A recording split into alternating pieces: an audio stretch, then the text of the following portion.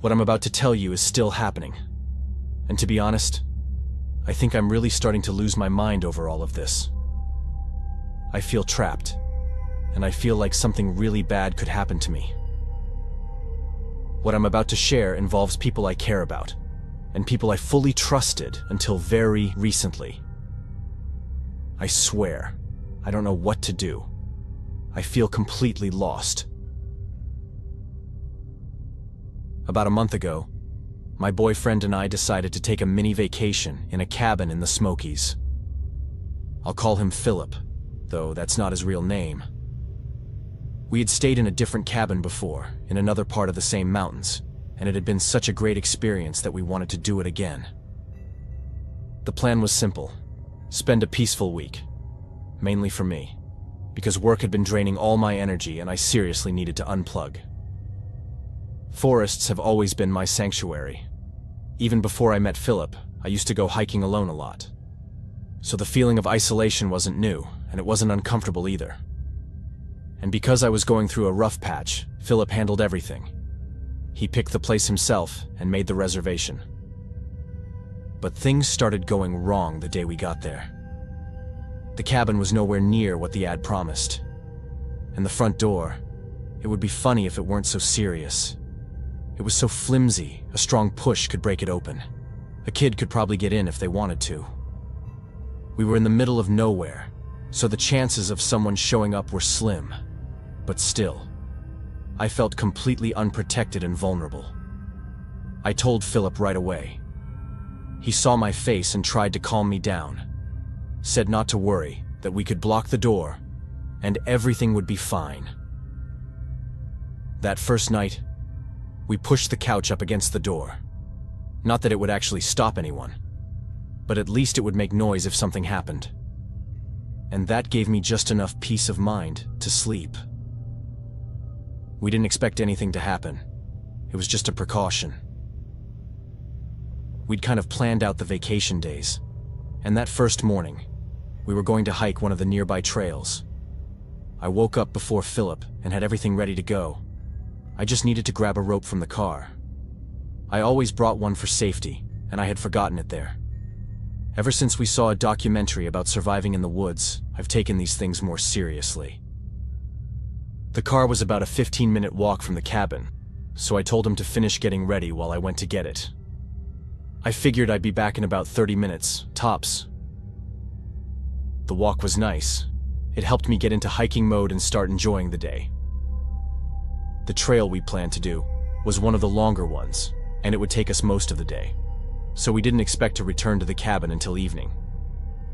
The forest was calm, and since it was early summer, everything was beautiful. It was a good day overall, but by the end we were both tired. And even though there was still plenty of daylight, we were ready to just stay in.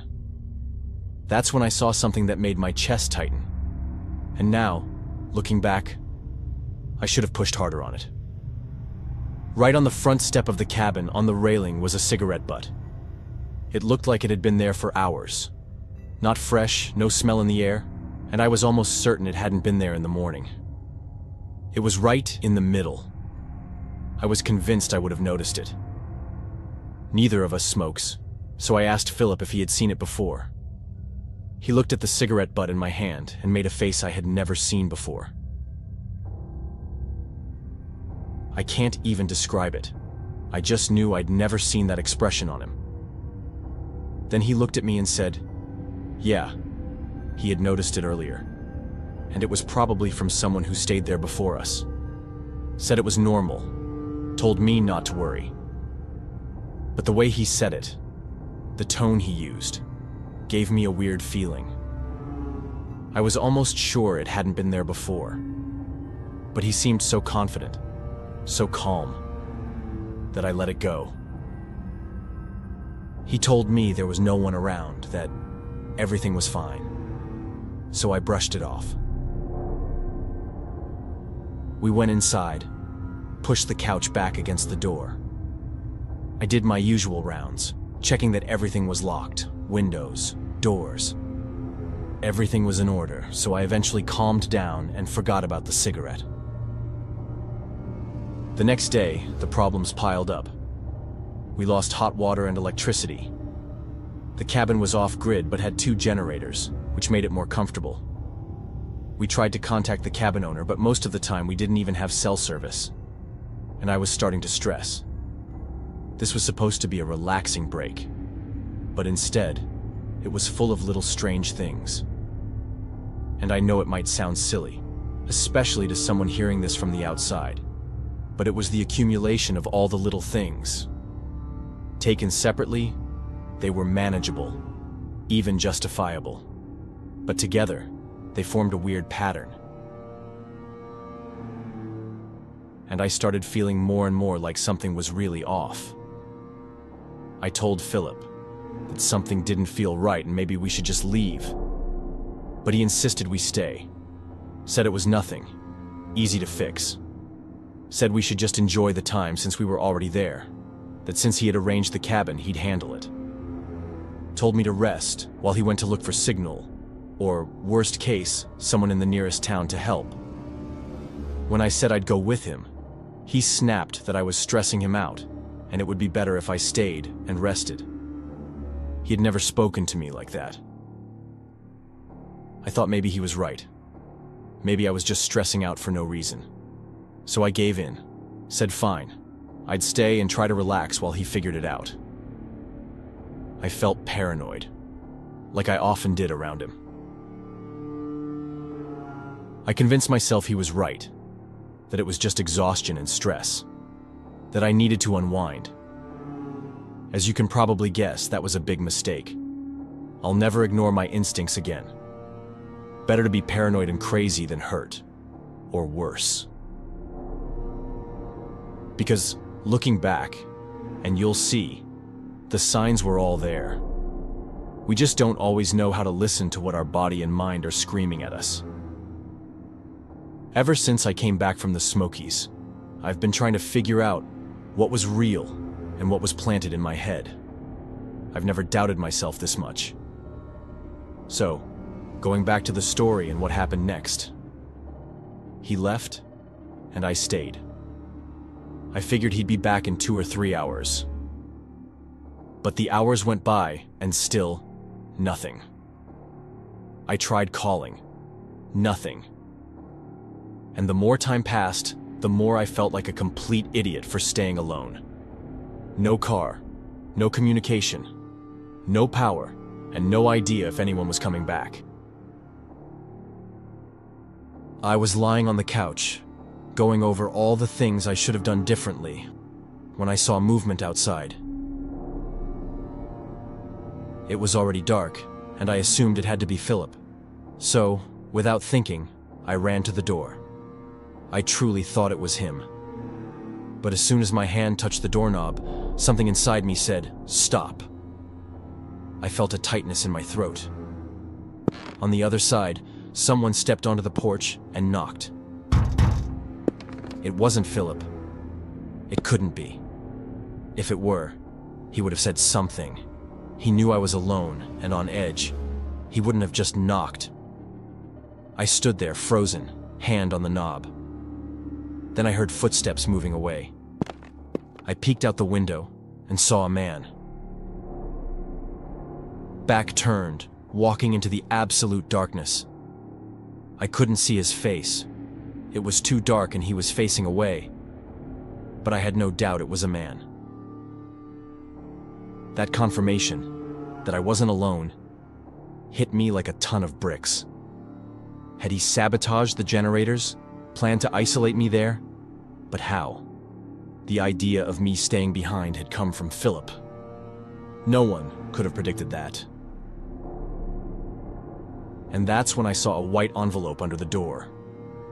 My heart was pounding out of my chest. I bent down slowly and picked it up. I stared at it, my hands shaking for what felt like forever. Then I opened it, and nothing could have prepared me for what I saw. It was a collection of photos of me. The oldest one was at least 3 years old, and it was me eating on campus. I graduated 3 years ago. Another one was at my doorstep. Judging by my hair, It must have been taken a year or so ago. One at work that looked like it had been taken just days ago, and one of me sleeping in my own bed. How? How the hell could someone take a photo of me sleeping?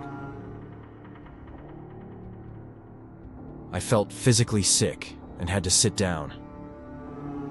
I was shaking, couldn't think straight, couldn't breathe. It felt like the ground vanished beneath me. I don't know how long I sat there, running through every possible scenario in my head. The only person who had a key to my place was Philip, and I had never seen any signs that someone had been inside without my knowledge, much less a break-in. I got up and looked through the windows. I couldn't see anyone. The forest felt way darker than the day before, almost suspended in time. I checked all the windows again and pushed not just the couch, but one of the cabinets against the door. I didn't know what was going to happen that night, but I knew I had a stalker. Someone who had been following me for at least 3 years. That night, for the first time, I suspected Philip. He had been acting strange since we arrived. He had booked the cabin. He had insisted I stay behind. He'd been passive-aggressive when I said I wanted to leave.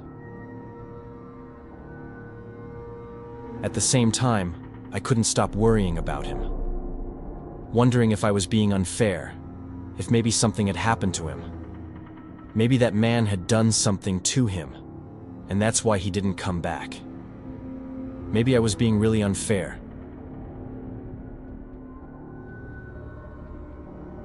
What I couldn't stop thinking about was how our relationship started. We'd been dating for about 8 months, but I met Philip in college, in my final year. We had mutual friends, sometimes saw each other at parties and dinners. Back then, I suspected he had a crush on me, but he never said anything, and I wasn't looking for a relationship. But over the next 2 years, we kept running into each other. Even though we didn't live close, I'd see him at the movies, the grocery store, the park. One day he told me he thought it was fate that we kept bumping into each other. I thought that was sweet and romantic, and from that day, we got closer. Eventually, we started dating. It had never occurred to me that running into him might not have been a good thing. Now, sitting there alone, with someone outside the cabin, I couldn't help but wonder if the circumstances that led to our relationship were anything but romantic, and definitely not fate. Maybe he orchestrated it. Maybe he'd been following me. Then I started going over every detail I might have missed while stressed. I thought about the man who left the envelope. It had been dark, and I was terrified when I saw him outside the cabin. But the more I thought about it, the more I realized it could have been Philip. He had his back turned, but the build, the shape, it could have been him. I spent the entire night stewing over all this, feeling like a terrible girlfriend for even thinking it, for doubting him. But in the morning, I got confirmation that something was really wrong. He got back to the cabin around 10:30 a.m. I was obviously in shock. The moment he walked in, I caught the faint smell of tobacco in the air. Then I asked him what happened, why he took so long. He said he'd gone to the village, and since it was already past 6 when he finished, he just didn't feel like driving back to the cabin. The way he said it, and how casually he said it, felt like a punch to the gut. Even if he had nothing to do with what happened, he chose his comfort over my extreme discomfort.